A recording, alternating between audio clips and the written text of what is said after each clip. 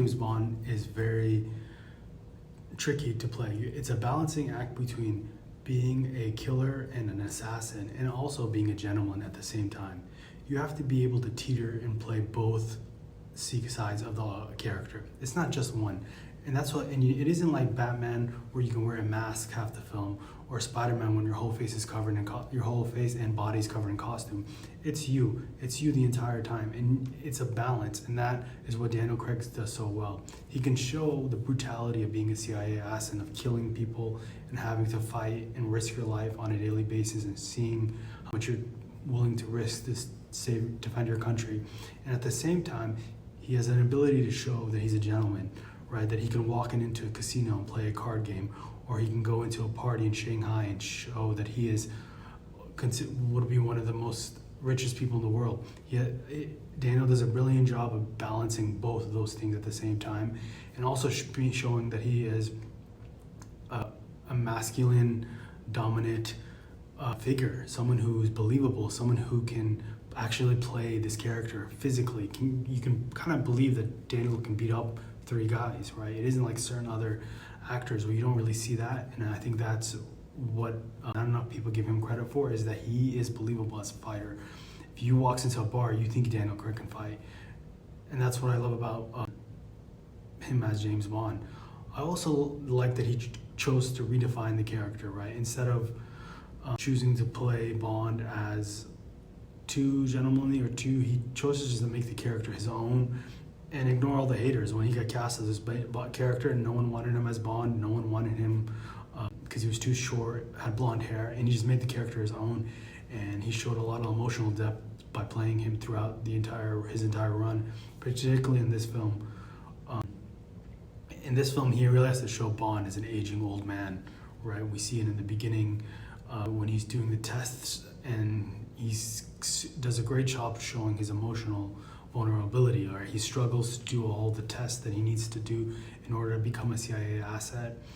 He obviously comes back. He has an opportunity to disappear, but he chooses to come back because he wants to be a part of the MI6. This is the world he wants to be a part of.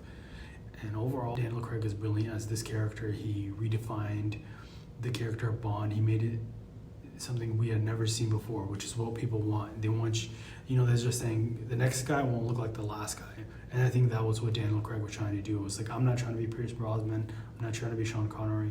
I want to be me as this character. I want to make this character me and make it as myself, as my own type of person, and make it original. And that's what he did in this film. And now to the subway chase scene, to the finale of the Scottish Highlands.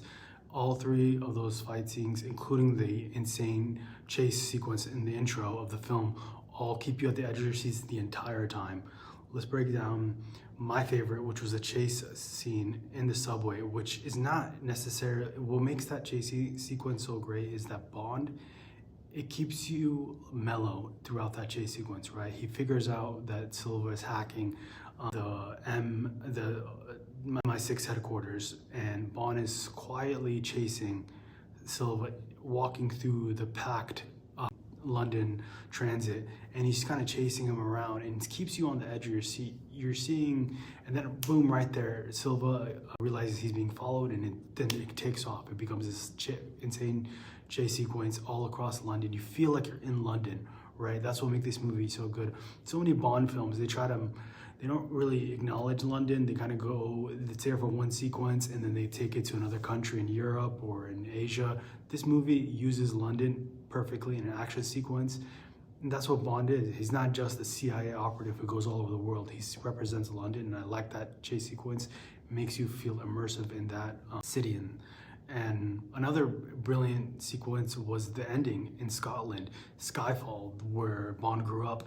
That was a great way to wrap up the film, and most of all, a great way for M and Silva to finally meet in the church with the lighting in the theater. I remember watching that in the theater, feeling so emotional, right? Because you just went through this insane action sequence where Silva comes on a helicopter blasting music, and then Bond starts shooting at them, and then it keeps you on the edge of your seat.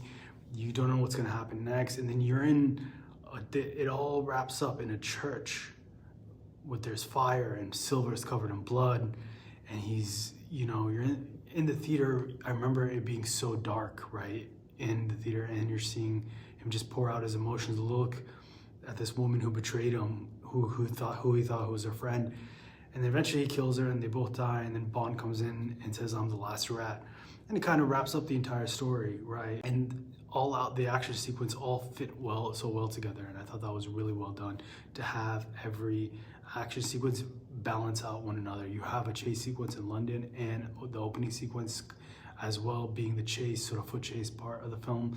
You have the great hand-to-hand combat sequences with Bond in Shanghai and then at the very end, and some great gun shootouts as well.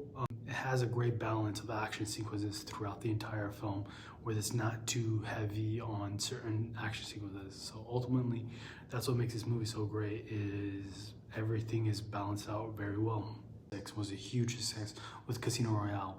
And then in 2008, the sequel, Quantum of Solace, which was very rushed and a movie that was never had an opportunity for its feet to take off, came out. Quantum of Solace completely bombed, bad reviews, and people thought the Bond franchise was over. A writer's strike also happened in between both Quantum of Solace and Skyfall. So what gave the Bond writers and the producers time to develop a new script, and most of all, bring in a new director who has a vision that can carry the character into the future. They brought in Sam Mendes, who worked with Daniel Craig and wrote a Perdition, and it was an opportunity to help reinvent and bring a different style of James Bond to the world.